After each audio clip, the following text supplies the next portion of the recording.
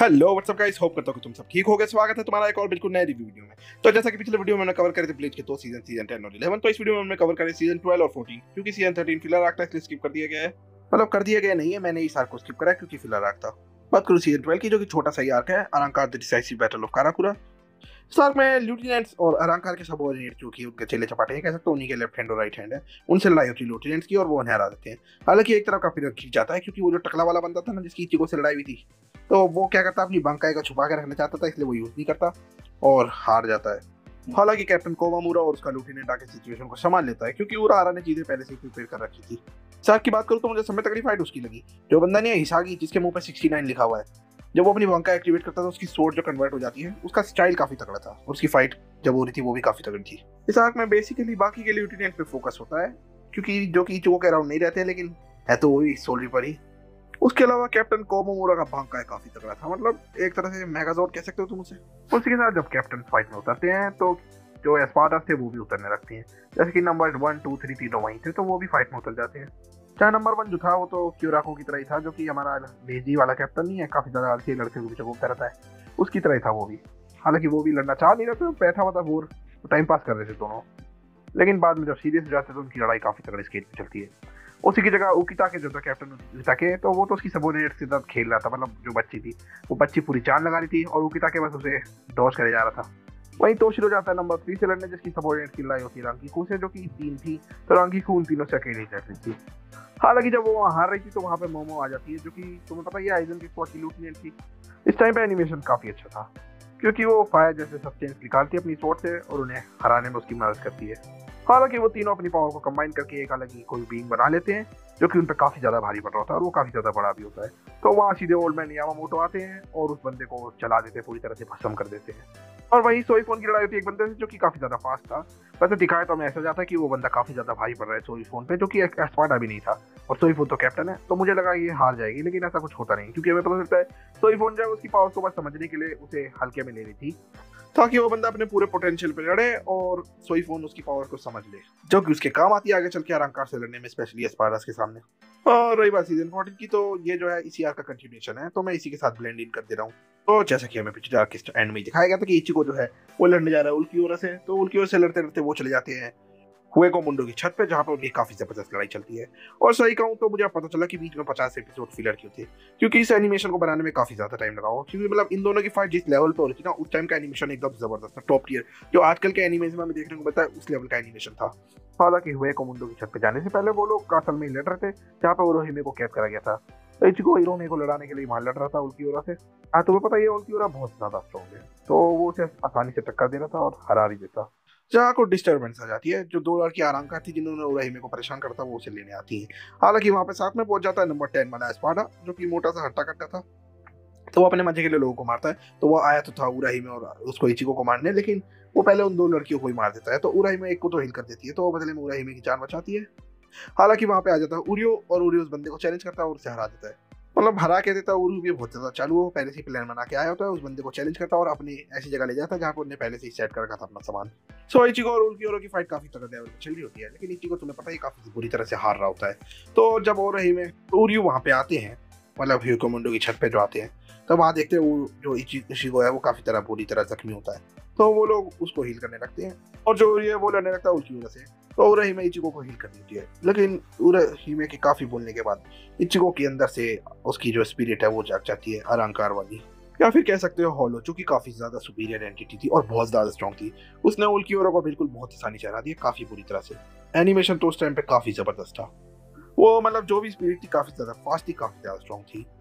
हालांकि इचिको जब तक होश में आता उल्कियोरा तब तक काफी ज्यादा जख्मी हो चुका था और मरने ही वाला था। वैसे तो उल्कियोरा की बैक स्टोरी के बारे में कुछ खास दिखाया नहीं गया, लेकिन उसका एक सवाल था ना उराहिमे से कि तुम्हारा दिल कहाँ है, मतलब क्या होता है दिल, क्या कहाँ है, क्या वो तुम्हारे दिमाग की जगह पे होता है या फिर छाती में होता है।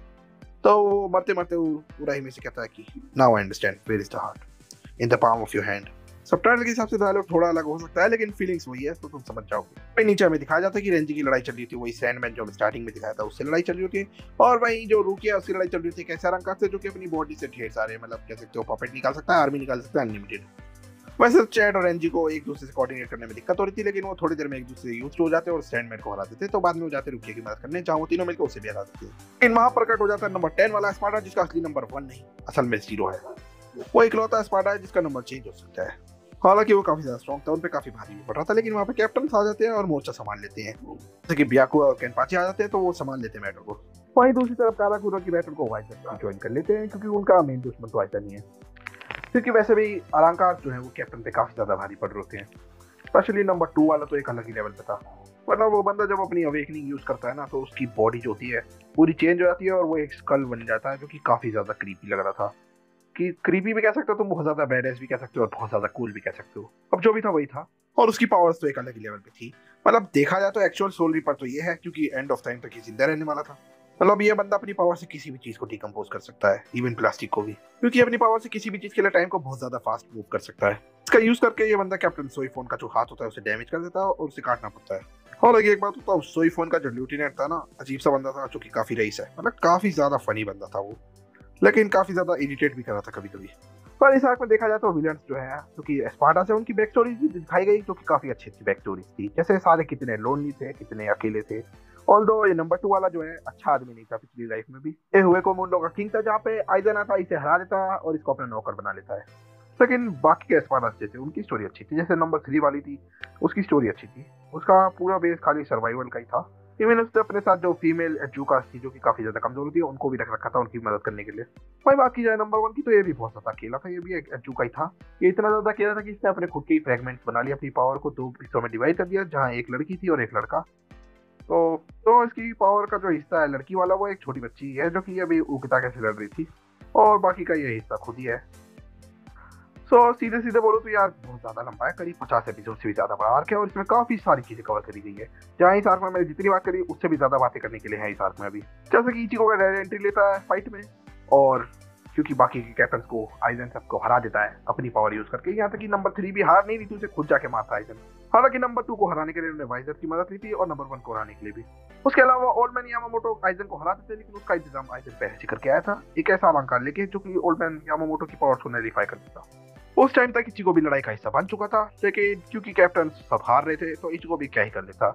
हालांकि इचिको वहां उनका की फैक्टर होने वाला था, क्योंकि आइजन की जांपाक्टो वाली जो पावर्स है इल्यूजन वाली, वो तभी काम करती है जब किसी ने उसकी स्वॉर्ड को देखा हो।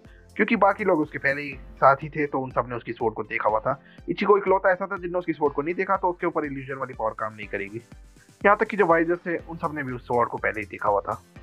देखा हुआ से मेरा मतलब ये नहीं है कि बंदा खुद अपनी मर्जी से देखा हो, तब है जब आइजन दिखाता है उन्हें। तो आइजन ने एक बार अपनी पावर एक्सप्लेन करने के टाइम पे उन्हें ऐसे ही शोकेस करी थी और सबको उसी टाइम इल्यूजन में डाल लिया था। इवन वाइजर भी उसकी पावर के कंट्रोल में थे।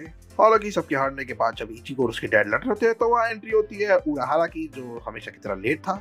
साथ में योरुइची भी आती है, तो ये उसे अच्छी खासी टक्कर देते हैं। तो आइजन अपनी होगोक्यू वाली पावर को यूज कर लेता है, जिसे उसने अपनी बॉडी से इन्फ्यूज कर लिया था। तो वो काफी ज्यादा स्ट्रॉन्ग हो चुका है, एक अलग ही लीग में जा चुका है। तो वो उन सब पे काफी ज्यादा भारी पड़ता है, उन सबको हरा देता है और असली काराकुरा टाउन की तरफ निकल पड़ता है, जो कि सोसाइटी के अंदर इस टाइम। पूरी तरह से बात करी जाए तो वो ये आर्क जो है थोड़ा लंबा है, मतलब करीब 50 एपिसोड से ऊपर है, और दूसरा वाला जो छोटा ही है। मतलब दोनों को मिला लो एक तरह से, क्योंकि कंटिन्यूएशन ही है। एनिमेशन को अच्छा रखने की वजह से बीच में फ्लैट डाल दिए गए थे। तो ये आर्क काफी बड़ा है। ऑल्दो जितना लंबा ये आर्क है, उस हिसाब से कंपेंसेट करने के लिए उतनी सारी फाइट्स भी हैंगी, और काफी सारे अलग अलग कॉम्प्लेक्स कैरेक्टर्स हैं जिनकी बैक स्टोरी भी काफी अच्छी दिखाई गई है, स्पेशली विलन्स की। ऑल्दो मैंने अभी भी काफी सारी चीजें जिन पे बात नहीं करी है। स्टोरी की बात की जाए तो स्टोरी काफी अच्छी चल रही है, क्योंकि काफी सारी फाइट्स भी चल रही है और काफी जनों की बैक स्टोरी भी दिखाई गई है। इवन हमें आइजन का प्लान के बारे में भी बता दिया गया है, इवन इचिको के पैदा होने से लेके हर चीज तक का प्लान, कि कैसे इचिको के पैदा होने से ही वो उस पर नजर रख रहा है, क्योंकि इचिको एक ह्यूमन और सोल रीपर का बच्चा था इसलिए। और इचिको की एक एक बैटल्स को आइजन ने ही प्लान करा था, यहाँ तक कि उसे पावर्स मिलना भी उसने प्लान करा था। एनिमेशन की बात करूँ तो एनिमेशन जैसे कि तुम्हें मैंने बताया 50 एपिसोड फिलर दिए थे बीच में, तो एनिमेशन तो एकदम अलग ही लेवल पे चला गया है। स्पेशली जैसे इचिको की फाइट होती है उस टाइम, या फिर ओल्ड मैन जब अपनी पावर को यूज करते हैं जो फ्लेम वाली है, उस टाइम एनिमेशन एक अलग ही लेवल चला गया है। और जहाँ तक कि एक्सप्लोजन की बात है, वो भी काफी तगड़े दिखाए गए हैं। तो इस वीडियो को ज्यादा लंबा ना करते हुए यहीं पे एंड करते हैं। वीडियो पसंद है तो वीडियो को लाइक करो, चैनल को सब्सक्राइब करो, और अपने एनीमे देखने वाले दोस्त को भी वीडियो शेयर कर ही देना। ब्लीच का सीजन 12 और 14 तुम्हें कैसा लगा, अपने थॉट कमेंट में जरूर बताना। मेरा वीडियो पसंद आए तो उसके बारे में कमेंट्स में बता ही देना। तब तक के लिए this is watchers, keep watching.